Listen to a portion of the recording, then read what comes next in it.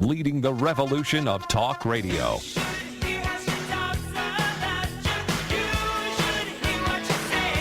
Lynn Cullen. Oh, I thought I heard my name. I guess I did. How you doing? Welcome back. I'm Lynn Cullen. We're making our way through the Democratic Convention and making our way through the last week of the Lynn Cullen Show, at least in this guise on this station. I'm the second and third hour. I'm hoping to do a little bit of a truncated girlfriend show because I'll miss those a lot, and I know a lot of you will too because that's often fun. A lot of laughter. I'm hoping Joanne Rogers will be here. I know that Kit will be here, and I know Sally Wiggin has said that she'll make every effort too, although it's with Sally, her life is so insane. She's keynoting something in the morning and then running, of course, to work, but in between she'll call in and we'll get her breathless commentary. So we'll look forward to that. And on Friday, I'm just going to do a regular show. I hope we'll have John Delano, and we'll finish it out with our animal friends. And speaking of animal friends, I have a very sad piece of news to relate that has just come into the station. And again, because, well, I've said it before, and I'll say it a million times on air, off air, and whatever, that this has always been more than a radio show. This has, over the years, and there are many years we're talking about, as Harold, I believe, said, we go back to the 1880s. We've created a family, and it's a wonderful family, and it's a family of, just bright, engaged people who have connected in many ways. Amazingly, great friendships have been formed simply by virtue of being callers to this program. And those who don't call, I know, feel an extreme, often odd man out or misunderstood, and felt that here he had a platform and an open-hearted and open-minded group that would hear him out, which I think is true. And anybody who ever heard Tony knows that it was rare that a call of his could be completed without mention of his dearest friend, his dog. The dog that he loved more than any other being, and who he felt loved him more than any other being. And Tony called literally just about 10 minutes ago to inform us that his dear, best friend and companion, his dog, has died. And it's just so sad. And Tony, if you're listening, we're there with you in your grief. We can't imagine, and it's too early to say that there's another wonderful friend waiting for you, but there is. And I just I wish you all the best and be strong. You had a good run with that wonderful animal, and. That was one lucky dog to have such devotion in his companion. So I'm sorry. That's bad news. Matt gave it to me, and I'm delivering it to you. But I think it also, again, just shows the connectedness of this strange show that we've done for so many years. It can take on the trappings of a small town radio show. This, and we're losing this. We're losing this local radio, these connections that are made.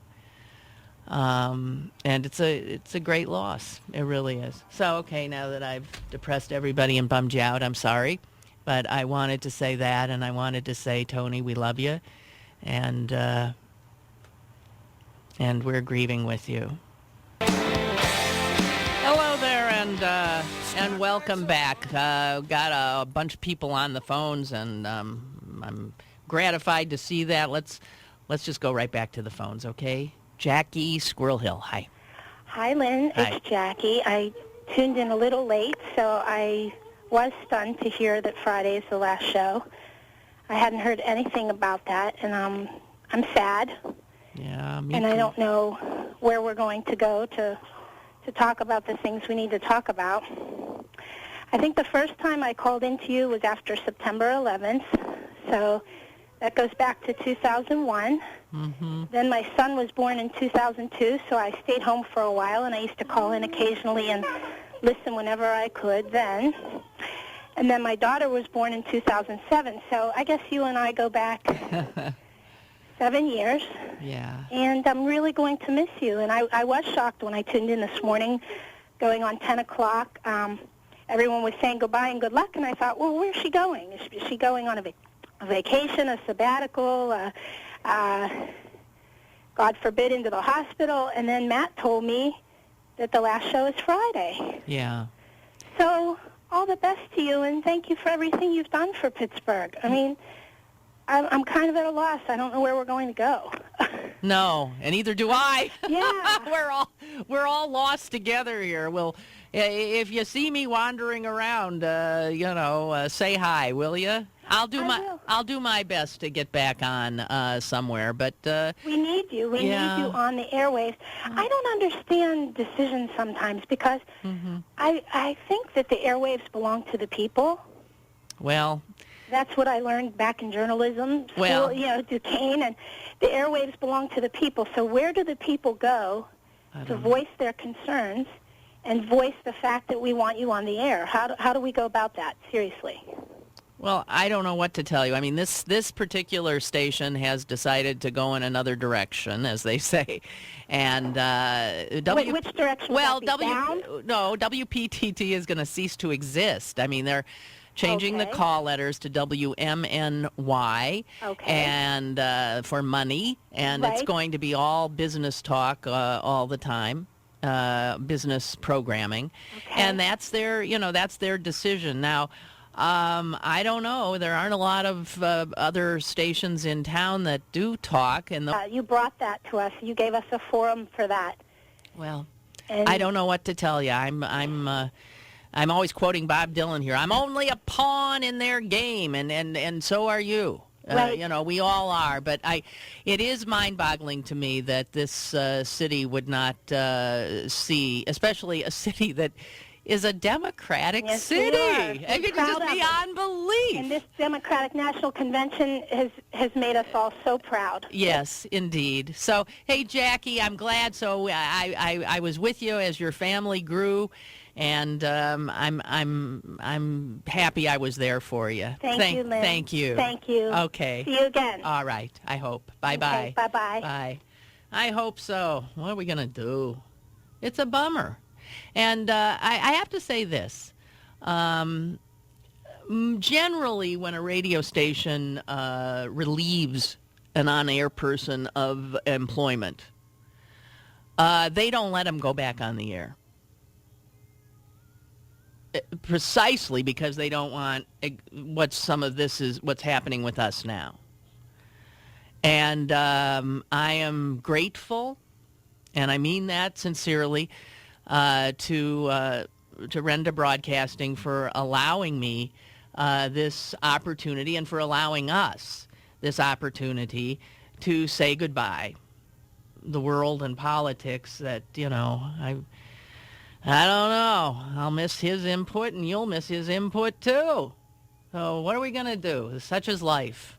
Such is life. We've got to keep, the way things are now, we just have to all keep reinventing ourselves. It's hard. But, I was reading a story in the paper today, oh my gosh, about this family in New York City that's homeless, and the two little girls were burned in a fire, and I'm thinking, I got trouble? I got trouble? Everything is relative. I'm still blessed. Still blessed. And, oh well, before I get maudlin, let's go back to the phones. John. Hey. I wanted to wish you goodbye from the other side. From the other side? What side is that, John? Well, I've always thought that I like a good dialogue, a discussion. And I've always thought your radio station provided that with you and somebody else who used to be on your show, and he left about a year and a half ago. And you can't get that into the national level. The calls are pre-called and screened and packaged because they're looking for a certain type of call to make their points. And you don't have that issue with you. I mean, it's just, basically whatever the issue is, you're able to go back and forth. And so I wanted to thank you for that. Okay, and I will miss your show too, and I'll miss you in some respects. I thought you were very intelligent. I thought if you proud of attracting, because that means more to me, believe me, than somebody who agrees with me listening to the show. I'm very appreciative. Thank you so much. I have one political question that you can answer for me very shortly. What? This is an easy one for you. You once mentioned there were two presidents you didn't like. One I understood was Nixon. I understood that. And the other one was Johnson. That kind of, you never said why. Oh, no, that's not, I can't believe I said that. I always. Oh, you said Johnson, and I actually was shocked by that. No, I can't believe I said that, and maybe you misunderstood, because maybe I've always seen Lyndon Johnson as a sort of Shakespearean tragic figure, and I've always frankly had a soft spot in my heart for him. Okay, well maybe there must have been something was missed in translation somehow. So okay, I'm glad we could clear that up. Well, I know I was going to go to my. Well, and I have to tell you, Nixon has risen in my estimation now that I've seen George W. Bush. Yeah, okay. Okay, I'll give you that one. All right. Okay. All right, take care. Thank you. Bye. Nixon, bring him back. God, I'd take him in a minute. Hey, Patrick. Hi. This is precisely why the United States needs to re-implement the fairness doctrine, because you would automatically be placed into a new construct representing, the political ideals of a majority of the people of Pittsburgh. Yeah. And I am profoundly disturbed by this. Profoundly. This isn't just this show is bigger than you are. And it represents the frustration and the destruction in the fight against what is happening in the United States. This isn't just about Lynn, Cullen providing a venue. It's about democracy being undermined. Those that equate Democrats as evil and representing the lowest form of a personal construct in America, we have problems. And that I have always been a militant Hillary Clinton supporter. I am now a militant Obama supporter, and this is exactly why we need him as president. Yes. Patrick, thank you for your passion. I adore you, and I think you're wonderful. Thank you, Patrick. Bye. Goodbye. I hope we'll say hello at some other point. I really do. I'm asking everybody to send me their emails. I've got a list now. It's over 1,000. I don't know what I'm going to do with it. I don't even know how to. I've got over 1,000 of you already. I might, maybe more, because I'm I'll keep you, and if I land somewhere, I'll email you and let you know. Bob in Pittsburgh. Hi. Bob? Hello? Bob? Hi, Steve in Pleasant Hills.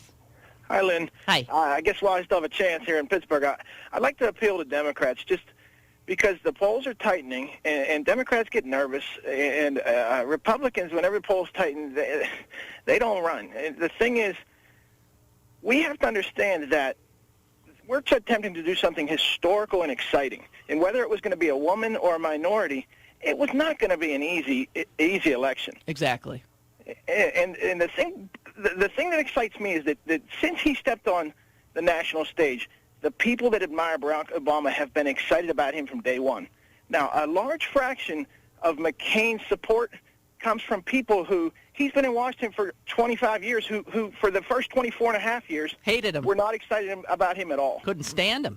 So we need to stay focused. We need to stay excited about this campaign and realize what we're attempting to do here. And the last thing I just want to say, Lynn, is that I've never met you. I listen to the show a lot. I hardly ever call. But I do consider you a friend, and I thank you for all you've done for Pittsburgh. Thank you so much, Steve. Thank you. And I second your... I'm one of those worrywart Democrats. I start wringing my hands and thinking, oh, my God, we're going to do it again. We're going to screw this up. We're going to, that's why I'm a Democrat. But if this country is going to have a chance of beginning to repair the damage that has been done to us, to it, to the collective that is the United States of America, its pride, its people, its virtues, its sense of self, its dignity, its integrity. We cannot let the Republicans win 4 more years. And if you each have to talk one scared person into believing that a black man can be the President of the United States, take it on yourselves to do that. Because we do know that around here we've got some Democrats who've got some trouble in that regard.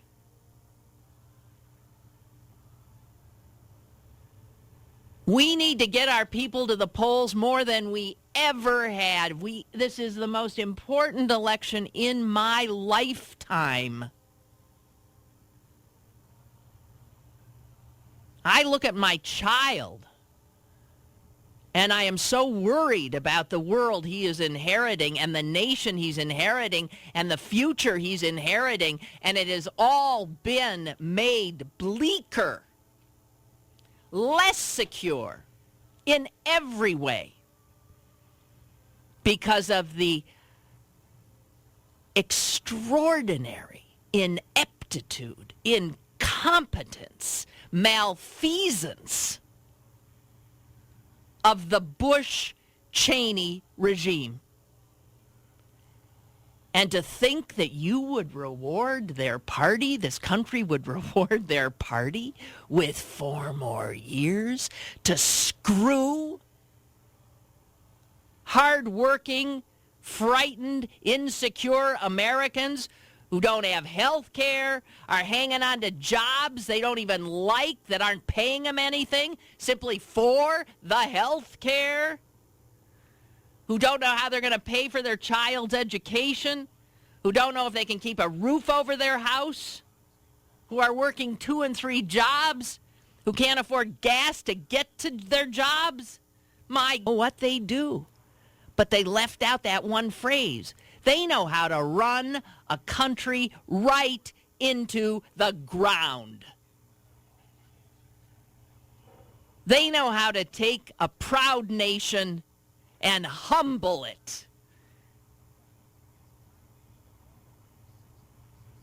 They know how to take a nation that is looked up to as a lodestar around the globe and make it into the most hated and feared nation on earth. And we would reward them with 4 more years? We would have to be insane. Well, I guess that's what we're going to find out in just a few months. Are we insane? Or are we capable of turning back and finding our grip again? Finding our greatness again. Finding our will again. Finding our direction. What set me off? Oh, that caller.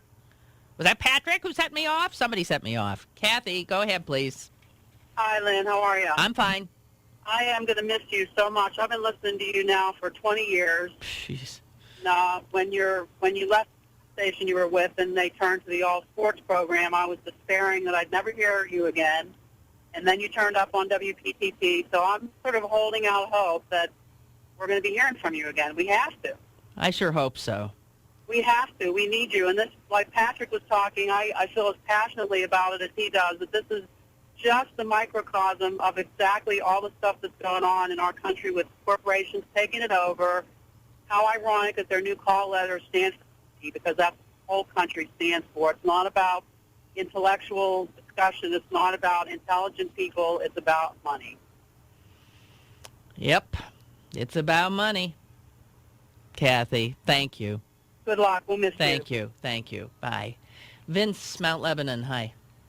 Hi, Lynn. How you doing? I'm okay. Good. Long time listener, but this is the first time caller. Oh, wow. I'm honestly sorry about that, to be honest with you. That's okay. But I wanted to ask you, what time will you be giving your speech tonight on television? Because that was as good as I've heard for the last couple of days. Well, I was saying, I'll tell you, as I watched that keynote address last night, I thought, I could do better off the top of my head. Absolutely. He was so boring. Oh, my God. But I wanted to say one more thing also, is there's such a hunger for liberal radio here in Pittsburgh that I cannot believe, that this station is going off. I'm just totally shocked about it. Yeah. And one thing I have to say is I think that the management of the radio station made a couple of mistakes. One is having, what is her name before you? Her name shall remain unspoken. Okay. And having it after. That would be correct. Yeah. Tom Hartman. That never made sense. Never made sense. No, because I know. they were billing itself as the station for the other 50%. Well. Now, why would you have somebody who just was with my marbles, But I just, love to listen to liberal radio because this is the way I think. And to have this taken away is almost tragic. Yeah. Well, it's a big loss. It is to all of us. I know it is, and we'll hope that we can set up our tent somewhere else. We'll just hope. Thank you. You can use me as a reference. Okay. All righty, Vince. Thank you. Thank you. Bye. I don't know. I don't know what to tell you guys. It's strange territory for me too. Hey, by the way, I found out I don't have to go stand in an unemployment compensation line. They don't do that anymore. There's no place where you go. You do it online. So that's cool. I was really sort of traumatized at that prospect, and it turns out you can just do the whole thing online, which is nicer, feels more, I don't know, more dignified. Millie, Squirrel Hill, hi. Hello. Hi. Lynn, I feel like I'm losing my voice because you always enunciate my thoughts. Aw. And it's really hard to come to terms with this.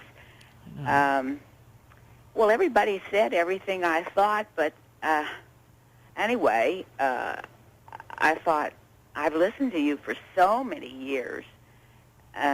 I don't know when I started. I can't remember when I started, but I guess when I retired. But anyhow, I just want to wish you the best. And thank you. I'm sure that gave me food for thought. I mean, it's just incredible that it's going to be gone. Well, let's hope we can reconstitute somewhere else. Let's just keep hope alive. Right. Thank you. Bye, Millie. The audacity of hope. We will, I don't know, show up somewhere. Ron, Mount Washington. Yeah, Lynn. Let's all go over to Ron's house. People said they're going to miss you, and I'm going to miss you tremendously. Okay, thank you. And all the forum, but I just want to give you some thoughts, okay? Mm-hmm. Going into unemployment, like you said, it's very simple. I've been through it myself a couple times. And thanks to the Republicans, Reagan and Bush, the senior, unemployment happens to be taxable by the federal government. Isn't that amazing? I saw that they tax the unemployment. Right, it makes no sense, and I would like Biden and Obama to introduce legislation before the election to make it exempt. Yeah. I would like them to introduce legislation to help old people like me and say, look, we're going to give a fair increase to the people on Social Security. Do it before the election. You'd be surprised how many old people are so stupid that they are going to support McCain, who wants to privatize Social Security. I tell them, you've got to vote your income. How dumb can you be? It's amazing. You know, had they privatized it, and people would have invested in the stock market under the bushwhacker, we'd have been clobbered. Mm-hmm. It would have disappeared. And, you know, I just look at these old people like myself and say, where's your income coming from? At least half, if not 100% is from Social Security. I think, how stupid can you be? Yeah. Lynn, I wish you luck. And thanks to the ERISA rules under the Democrats, Clinton, you can get health care, albeit you'll have to pay more, but at least you can get it under Clinton. And that was in their income, particularly in unsecure times right now, because, you know, you and Matt are unemployed, are going to be, hopefully for a short period of time, but there's thousands of Americans who are losing their jobs. And when I talk to people, they say, oh, yeah, I'm employed. I have 2 jobs, because they need 2 jobs. That's Something's wrong. Something's very wrong. Ron, thank you. You're welcome. Good luck. All right. Thank you very much. Here's Steve in Bethel Park. Hi. Hi, Lynn. Hi. Not to belabor the point, but best of luck, and I know Thank you'll you. be back. Thank you. Point I wanted to make is last night I was watching, I was surfing as usual, and there was one commentator talking about southwestern Pennsylvania and the uncomfortableness of the Democrats in southwestern Pennsylvania voting for an African American. And as I continue my surfing and doing all the things, and this is before, during, and after Hillary's speech, I noticed the cameras were always focusing on Bill Clinton surrounded by African Americans, audience African Americans, comments after Hillary's African Americans. Now, this type of camera coverage and what have you seems to me would take this element that's uneasy with African Americans being a president, but it's going to push them over the edge to the Republicans. So you think that the networks are showing too many African Americans and making people think, oh, my gosh, they're taking over? Yeah, it's good. I mean, the people that have this, whatever it is, bias or whatever, I mean, they're going to look at this and say, gee, all these Democrats out there are African Americans. That's who he's going to be representing, not me. Well, the problem is, though, the Democratic Party has a great representation, as you know, of African Americans. And, you know, the Republican Party, their cutaway shots, it's just always blindingly white. They always have to find African Americans and push them up to the front of the room so that they can get some shots of them. Steve, for people like that, I don't know that those shots would make any difference if people are that. Well, it's not going to help, let's put it that way. I mean, we know there's a pretty good mix out there in the audience. You can't see it all. It's so darn big. And there has to be a mix there. And what they shouldn't do is just overload it in one direction is what I'm saying. Okay. I mean, give the guy a chance, and you're not giving him a chance when you're saying, well, here's his supporters, and it's not one of my color. That's what it amounts to. Well, and I mean, obviously, the vast majority of delegates are white. Yeah, right. So you're saying you're not seeing them. Yeah, and well, I'm just worrying about, I mean, it was just that comment that one commentator made when they were interviewing her about southwestern Pennsylvania, and she just said it was just the uneasiness of the people in southwestern Pennsylvania toward having an African-American. And she said it's not that they... We got a problem here, and everybody now knows it. But it doesn't show us well, and it doesn't help us, move toward the future. This is the kind of thing that holds us back. But I hadn't noticed that myself. But I'll look. Thank you, Steve. Yeah. Hey, one other thing. This sort of goes back to what you said earlier too, where the TV news is not reporting the news. Sort of creating the news. Yes, exactly right. It creates the news. They should have just let things take its natural course, right, rather than do what they wanted to do. Right. Watch on. Okay. Thank you, Steve. Good luck. Thank you. you. Talk to you. Thank you, Steve. Appreciate it. Bye. Got to get a final break in for this hour. We'll be right back.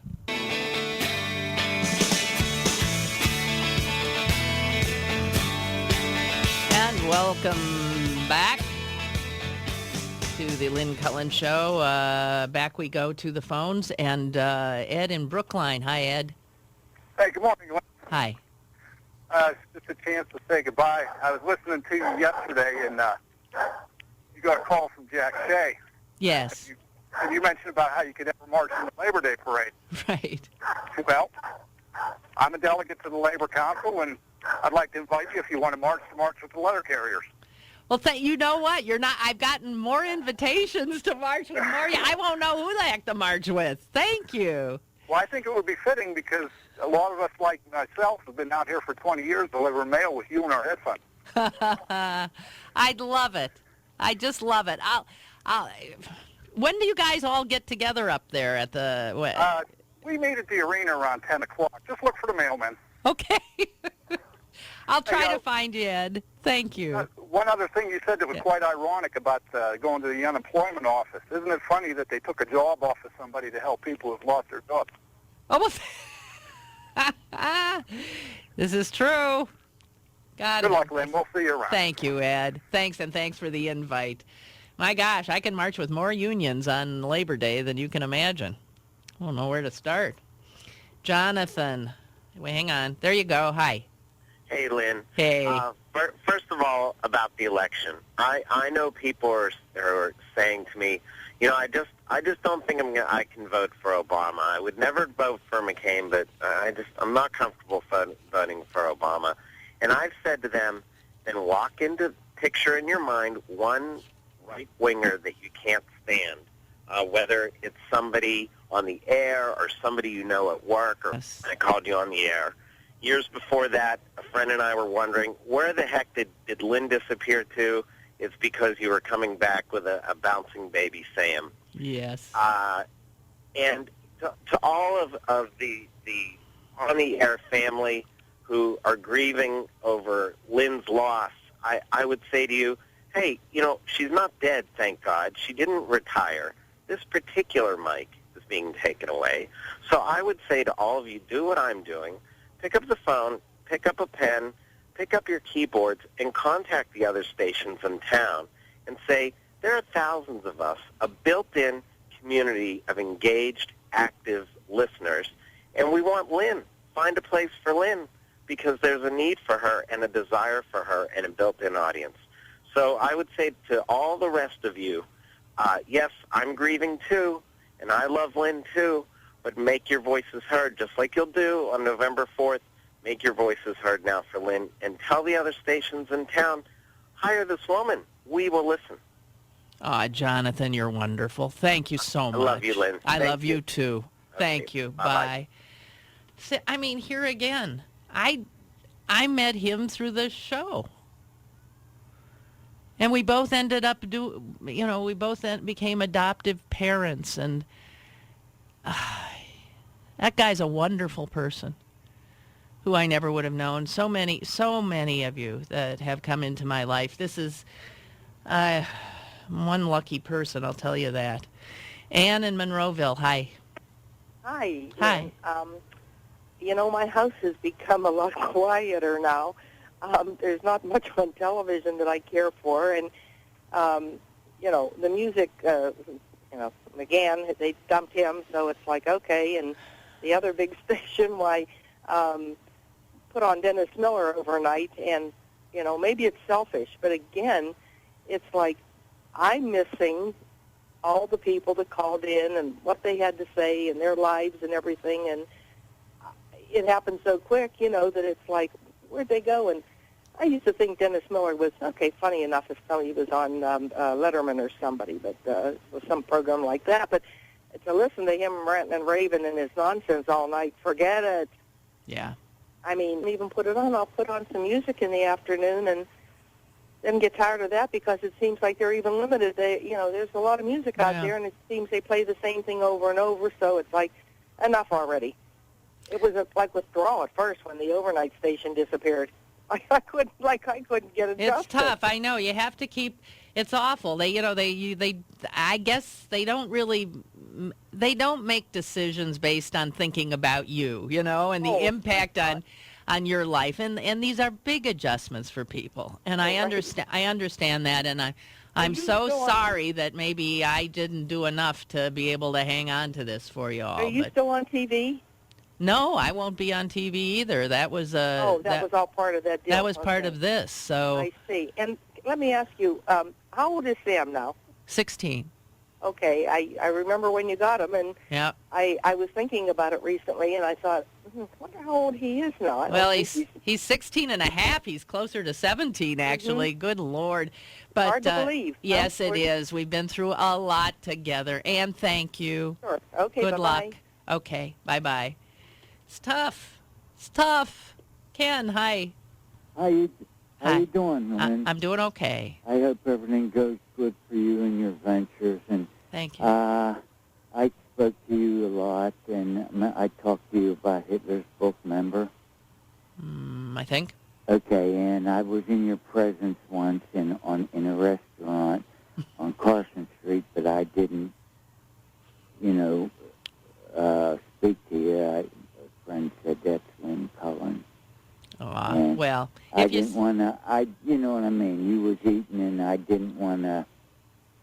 If you see me again, you come on up and say hi to me, because it'll be good to be able to put a face to the voices and to be able to say hi. And I thank you, Ken. One more thing. Something to help your respiratory ailment. Seriously. No, I'm okay. Don't worry. Oregano oil. Okay. All right. All right. Thank you, doctor. Thank you. Thank you very much. That wasn't Polish. All right. I understand. I know that's not Polish. Pam in Squirrel Hill. Hi.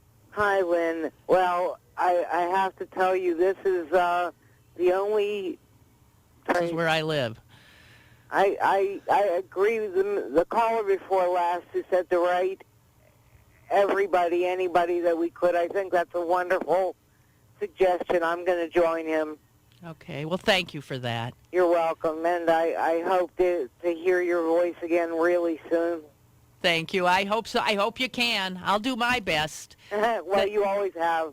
Thanks, Pam. You're Thanks welcome. so much. I really, this is rough.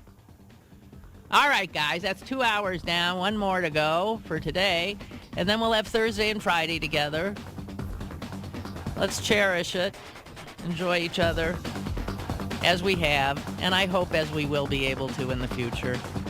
I'm Lynn Cullen. It's AM News Talk 1360.